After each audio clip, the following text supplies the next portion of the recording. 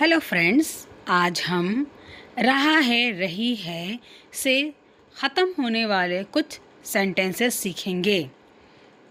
Let's start. Ram खाना खा रहा है। Ram is eating food. वह पढ़ रही है। She is reading. मेरी बहन सो रही है।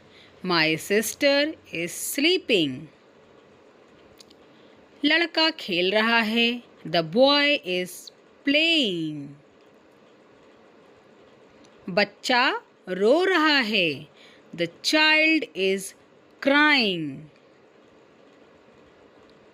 गाय दूध दे रही है। The cow is giving milk.